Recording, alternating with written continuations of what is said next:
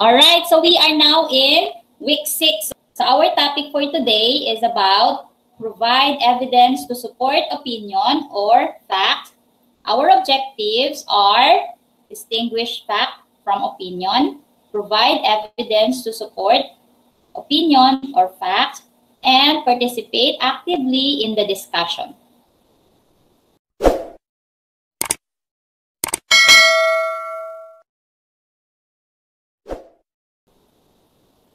So last time, we talked about making a stand. When we make a stand, we usually say our opinion, our judgment, when expressing our beliefs, feeling, perception, or awareness about a topic. So when you are making a stand, you are defending, okay? You are defending something. It is not about what other like or want or agree with. It's about you, okay? It's about what you like or what you want. It's about your convictions or it's about your own convictions. So you may use the following phrases, class. So sana you have to memorize some of these phrases para when you are stating your stand, you can use them.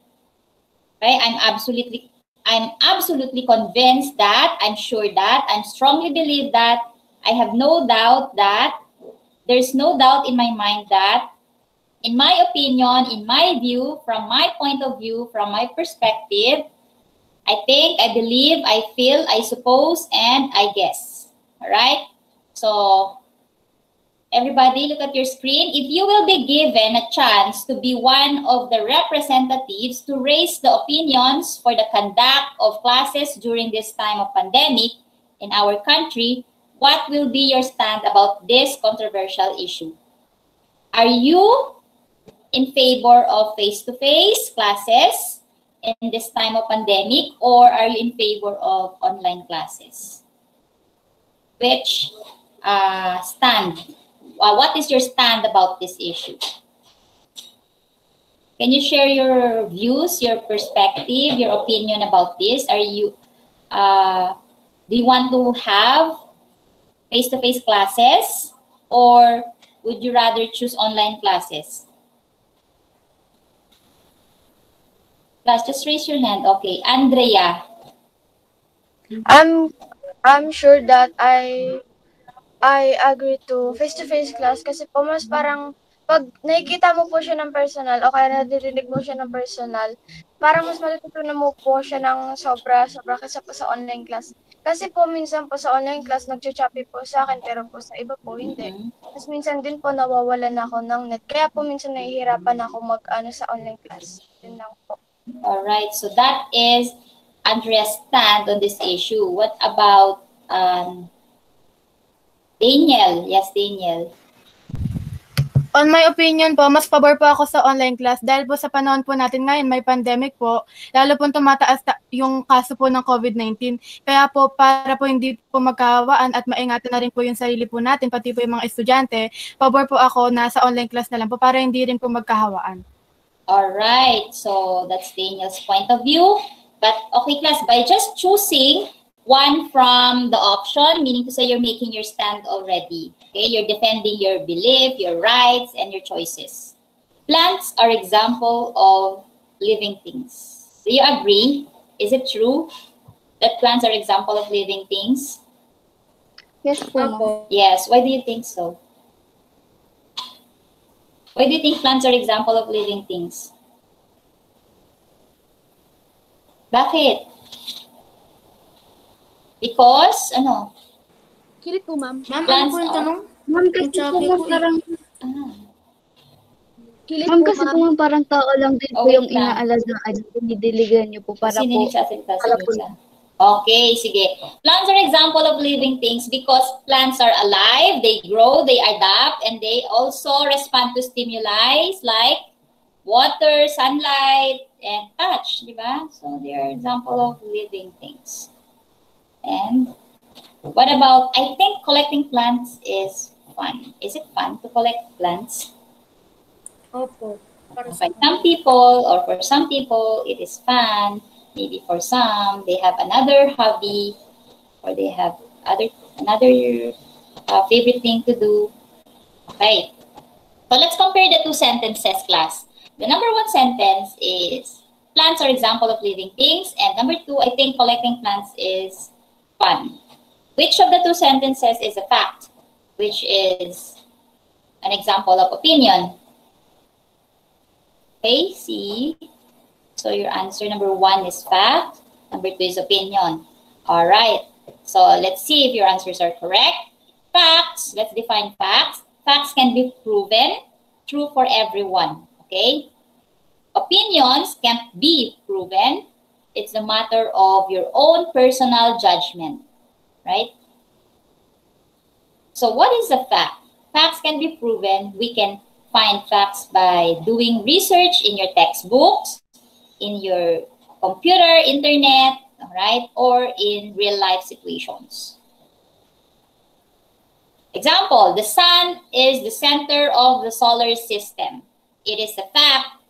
We can prove it through scientific data, and we can check our references, okay? Our reliable references like textbooks, our internet, all right? So another one, Saturn is the second largest planet in the solar system.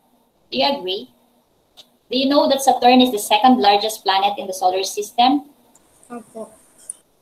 And what is the largest? Do you know what is the largest Jupiter. planet? Jupiter po. Okay, that's correct.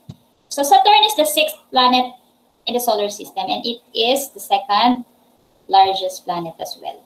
So it's a fact. We can prove it, okay? We can verify it. We can show you evidences by searching, by checking your books or any science encyclopedias. So what is an opinion? An opinion is what you think or feel. It cannot be proven. Your opinion might be different than someone else. Example, the movie was really sad. So for her or for me, it is sad, but for some, it might not, diba? So that is an opinion. So another one, dogs are best pets. Okay. For some people, dogs might not be the best pets, diba? They might like cats, birds, ganon. Dogs are so cute. Maybe for you, dogs are cute. For some, might not, diba? So, if you want to check if it is a fact, you have to answer this question. Is it always true? Can it be proven or verified with evidence? Ayun ang lagi mong iisipin. Is it always true? Kahit balik-baliktarin mo man yung mga pangyayari, it's still true. Okay? Can it be proven?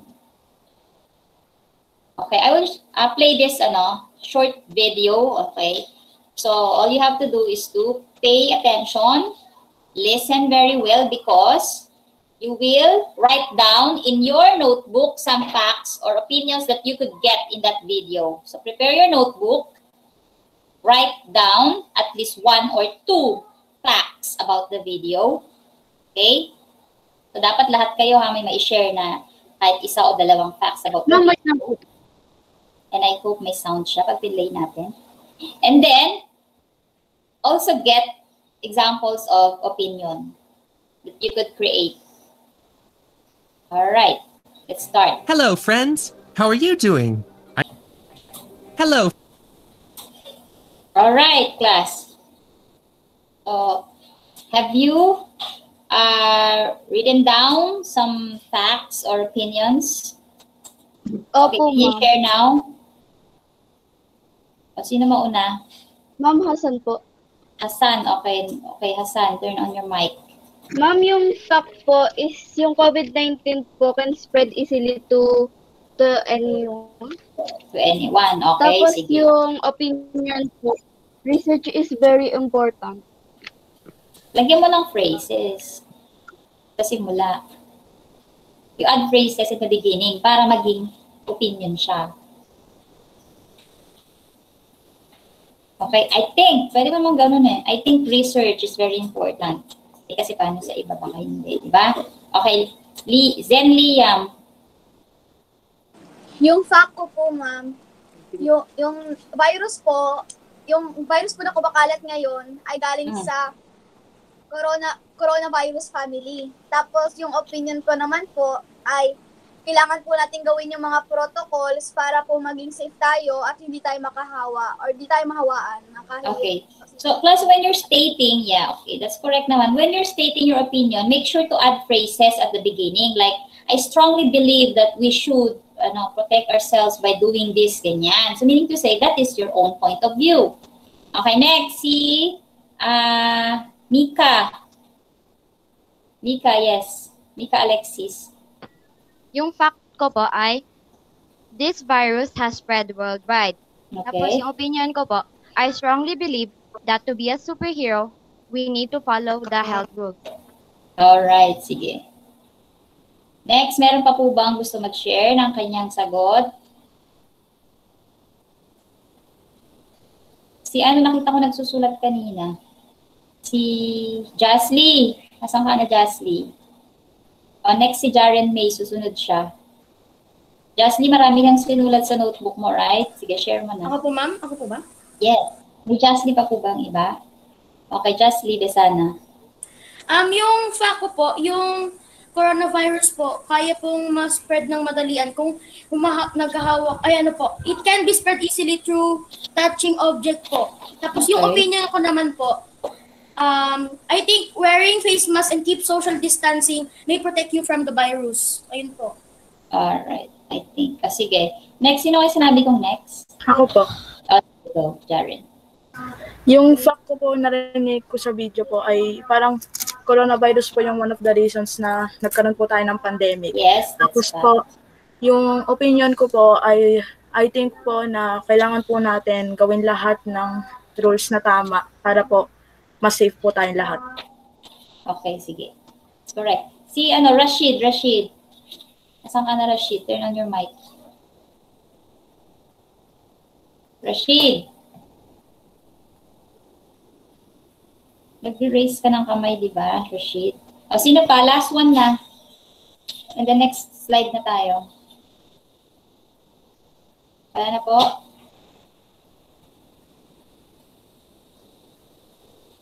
Okay, sige. Let's move on to the next slide. Daniel, habol si Daniel. Yes, Daniel. Sa fact po, COVID-19 is a disease and it is the one that caused pandemic. Okay. And in my opinion naman po, keeping a distance and always putting mask and face shield on can protect us. Sige. Alright. Ma'am, Kabilyas. I believe. Kabilyas? Sige, Kabilyas. Yung facts ko po ay, COVID-19 is a virus that spread easily. The virus is harmful and affects many.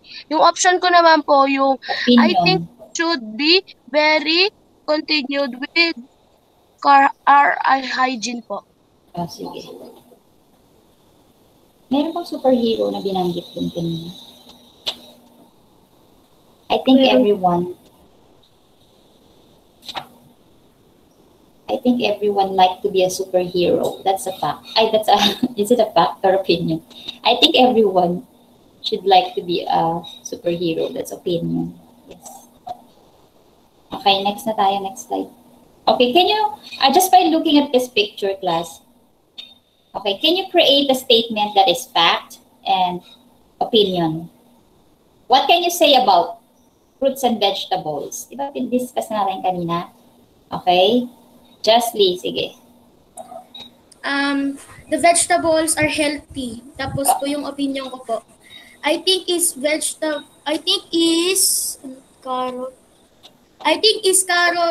carrot is better than cucumber. Ayun po. Okay, sige. Another one. Rashid. Are you raising your hand, Rashid? Hindi lang po na ibaba. Sige. Andrea. Yes, Andrea. Sa fact ko po, yung vegetables and fruits are both healthy. Sa opinion ko naman po, I think fruits are more, yummier than vegetables. Okay, so you think fruits are delicious. Ganun. Okay, next na tayo. Next picture. For example nito, vegetables are important to human health because they are rich in vitamins and minerals. That's a fact. Opinion, I believe that eating vegetables will make you strong and healthy. Again, yun ang phrase, ha? What about this? Earth daw. What statement can you make or state a fact about the Earth? Class, mag-participate po lahat. Okay, hindi po yung sila na naman po yung sasagot. Okay, Jack Iser. Sige, Charles, are you gonna say something, Charles? Ma'am, wala po. Nabuksan ko lang po. Sorry. Sino nga yung sasagot? Si Andrea. Sige, Andrea. Sa fact ko po, yung Earth is is round and big. Sa opinion ko naman po, I think the old Earth is more bluer and greener. Okay. Class, pareho lang to Pareho lang tong Earth. Okay, huwag niyong i-compare sila. Pareho lang silang Earth. Yes, pwede niyo sabihin, Earth is a planet. That's a fact, di ba? Sabi niya yung opinion niya, Earth is, ano nga yun, Andrea, yung opinion mo? Hindi ko matandaan. Parang mas healthy po yung dating Earth. Kasi in-compare mo kasi. O sige, don't compare it na. So, anyone? Si Mika. Yes, Mika. Can you state, Mika, ikaw na. Can you state a fact about the Earth and opinion? O sige, go. Yung fact ko po, the Earth is mostly covered by water. Tapos yung opinion ko naman po, it's better living in Saturn than living on Earth. Class, ano yun? May ano yung boses? Hindi ko narinig masyado. Yes, narinig ko naman that it is mostly Earth is mostly covered with water. Ilang percent kaya? Sana nilagyan mo ng ilang percent para mas maging valid siya and reliable. 3/4, sabi ni Aaron Villanueva. 70%. Earth, pang ilan kayang planet yung Earth sa solar system? Is it the third? The third. Oh, fact. Oh, pag gumawa kayo, syempre, yung totoo talaga, it is always true. Sabihin yung fact. Earth is the third planet in the solar system. Oh, that's fact. Opinion. I think Earth is the most beautiful planet. So that's opinion already. Si Kilit, are you gonna say something, Kilit? Kilit, yes, turn on your mic. Sa fact tapos opinion po. Oh, sige. Yung sa fact po, I think po, I strongly believe po that Earth is not actual circle. It is a sphere. Oh. That's Sphere your shape. ano? Sphere Ano yan? shape. Fact ba yan? Opinion? Opinion. Fact. Sphere, di ba circle na rin yung sphere? Opo, pero po hindi na po siya parang perfect na parang bilog po, na parang 3D na bilog. Okay, kailangan may evidence ka dyan. Kailangan na-research mo yan. Opo. Kailangan you can prove your stand, ha? Okay, what's your opinion? Yung opinion ko po, the Earth is the only planet that humans can live in. Baka naman binaliktad mo yung sagot mo. Ma'am, ako po, ma'am. O, Justly. Yung sa fact ko po, there are 7.6 billion live in the planet Earth po. And yung opinion ko po, I think Earth is better than Titan.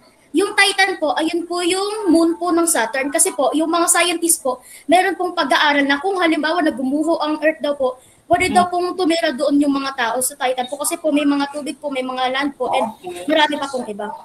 Ang complicated na mga statements nyo. Ayan o, pwede nyo naman sabihin, Earth has one moon. Oh, that's a fact. Kasi yung mga ibang planet may 2 moons, may more than 2, di ba? Opinion. Okay, next na nga tayo. Okay, next. Let's talk about solar system. Okay, say something about solar system that is fact. And say something about opinion.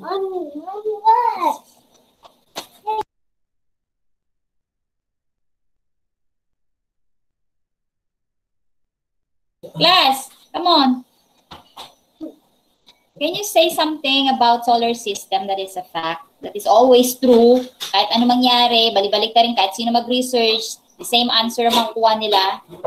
Example, the sun is the center of the solar system. That is a fact. Ayan na siya nasa gitna, di ba? Opinion. I think, Earth is the smallest planet. Ganon, if you're not so sure about it. O, go, sige. Ma'am, basa na po.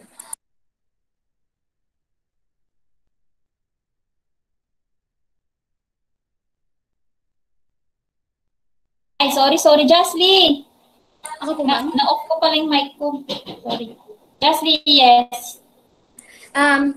The Jupiter is the biggest planet in the solar system. And Okay, that is? opinion ko po, Facts, okay.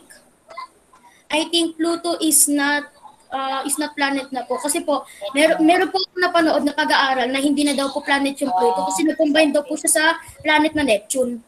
Oh, sige. Next. Ma'am, Brent. Yes, Brent. Please share your answer. ano po? Pluto is a dwarf planet po, yung opinion Okay. po. Tapos That fact is po your fact. po. Tapos po, yung opinion ko po is, I think other creatures living in other planets po. Okay. Good job, Brent. Jan, Jan, ano to? Ang pilido mo, Jan? Christopher Del Pozo? Yes. O, sige, Jan. Fact. The solar system is made up of heavenly bodies.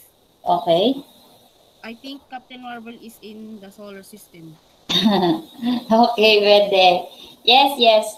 Okay, ano pa? Pwede niyo bang sabihin na na Mercury is the closest planet to the Sun? That's a fact, di ba? Ang dami niyo pwedeng maisip, class. O kaya, the Earth rotates around the Sun for 365 days. Yung mga ganun. Micaela? Asan na si Micaela? Wala na. Next na nga. Next. About time naman tayo. Can you state the fact about time and an opinion? What can you say about time? We have 24 hours a day. Diba? Ganun. Oh, that's time. Ano pa? Brent. Sige, Brent. Brent, hindi daw. Hindi nilang natanggal. Class, ano pa? Ano pang mga fact about time?